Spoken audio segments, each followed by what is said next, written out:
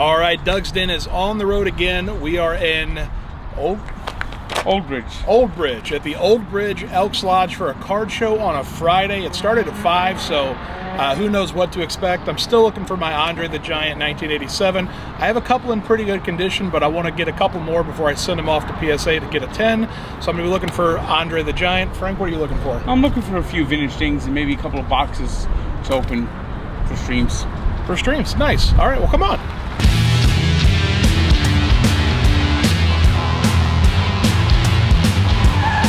All right, so they have the Prism Monopoly cards here. It's basically, they Prism partnered up with Hasbro, and they have this NBA Monopoly board game now that I don't know how to play it. I don't think anyone is actually going to play it. I think people are just going to collect the cards.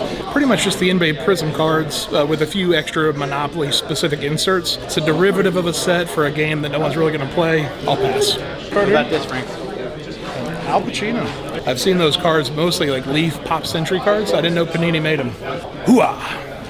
Chris Berman? Huh, nice. I thought that was cool. That's pretty cool. Donruss? Yeah, Is that fans of the game. I was going to ask if, yeah, fans of the game. I love that stuff. Yeah. I picked up Captain America, Chris Evans. He's also a Patriots fan. That one's a little older, but... Yeah. This is a Panini America. I didn't realize Yeah.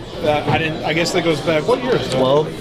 That's 15. Okay. But yeah, they started the non-sports ones in like 2010 or 11 when they started picking up some of that stuff. Yeah. Like for example, James Gandolfini has an 05, fans of the game, just like this. Yeah. And that card's worth some money. But this set, they have some cool ones. Like they have Tony Sirico, probably one. I collect the Sopranos autos. Yeah, there you go. See, that's it's cultural, it's like it's entertainment. That's something, yeah, like, hey, I like this show, I want to collect this set. What'd you pick up? I got Donruss Opening Day from 1987. Now, there's an error card, which is rare. Now, it's not in many sets of these, but if you get the error card, it's quite an error. It's a picture of Johnny Ray on a Barry Bonds card. My quest to get every Topps factory set, filling the gap years I didn't collect, this is 2007. Frank. Nice. What this? Hey, Frank. We got some Dan Marinos. Yeah, we have the 90s finest with the coating on top. It depends on where the coating is with the letters. I think it looks pretty cool with the coating on. Does it devalue the card if you take it off? I don't think so. I think it's just a personal preference. I think most people would probably appreciate it taken off, but it's just, it's something fun. It's something interesting to see it with the coating still on it. This is Dan Marino 97 Finest. This big Marino guy here knows everything about Dan Marino. When he was at his prime, it was impossible to sack him. How many Super Bowls did he win? Different era. Different era. Back then, you needed to have a defense. You needed to have... Try to sell it. I'm good, thanks. It's always awkward when someone's trying to like sell stuff that just nobody wants, and like they get frustrated, but it's like, listen, like nobody wants it. Like, I'm sorry. Oh, cool Fleer metal cards. Oh, there's Dion. Yeah, yep. What do we have here? So they're playoff pennants. Got Bruce Smith. What is that? Junior Seau? Yeah, Junior Seau right there. Never Cool cards, yeah. It's the original running back for the Jaguars, James Stewart. Back there in 1995, he was the man. Not the actor. No. No, he was a much younger, much more athletic running back. What are these? I'm not sure. It says 98 Absolute SSD. I think it says SSD.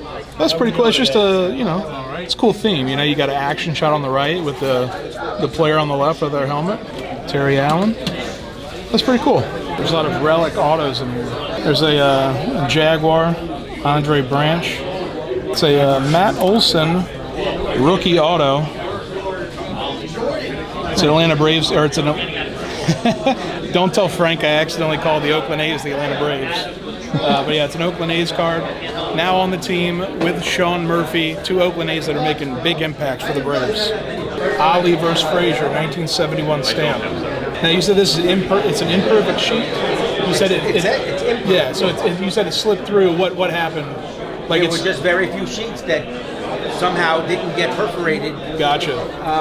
The Gem Mint 9 I had was perforated. But this one and the other one that I sold. Out of the Pop 2s, I had both. Yeah. And so the other ones you can peel the stamp off. This one's just a full sheet. It's very cool. This Trevor Lawrence card, it was one of the first cards he got after he was drafted. It was a print-on-demand card. So basically everybody ordered how many ever they wanted, and then once they had that total amount, they printed them. So you don't know how many were going to be printed until you actually placed your order and it came out. I think in the end, like 57,000 came out.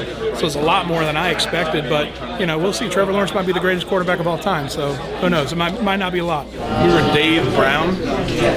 Giants quarterback? Yeah. Yeah. There was a time when him, the Jets quarterback, and Charlie Ward was on the Knicks, and Charlie Ward was the best quarterback in New York. I have the Charlie Ward rookie card in the office. It may be the only rookie card of a Heisman-winning quarterback that's not an NFL card or not a pro football card. Besides Charlie Ward, are there any other Heisman-winning quarterbacks whose rookie card is not a football card? Bo Jackson. We played football later, but his first card that he ever came out was a baseball card. Yeah, because the Buccaneers drafted him, right? Yeah. And he chose not to play with them because they ruined his eligibility with Auburn. Yeah. So there you go. Bo Jackson, Charlie Ward. Snorlax. Unit. I haven't seen one of these in person, but I saw these online. The Pokemon movie. Yeah. That card has a frame from the original film. Yeah, it's the only one I've ever seen out of all the shows I've gone to. And I was finally able to get my hands on it. It's pretty cool. Nice. You can hold it up to the light and you can see the... Very cool. Authentic film frame card from the original Pokemon movie in 2000. Each card has an actual frame from the movie in it. And if you put it up to the light, you can see what part of the movie it's in. All right, let's see. Here we go. Hasbulla, cracked ice. 3 batters into the game.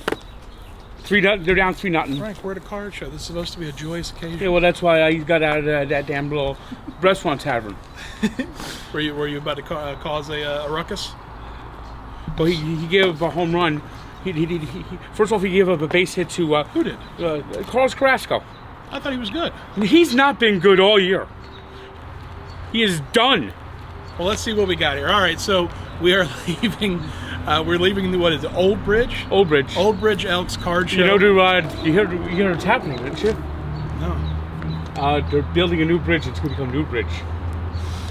Cut that. We're going to cut that. We got to cut that. So we're leaving the Old Bridge Elks Lodge card show. It's a nice card show. They had a lot of different stuff. They had vintage. They had modern. They had Pokemon, Yu-Gi-Oh, a bunch of different stuff. Frank, what did you get?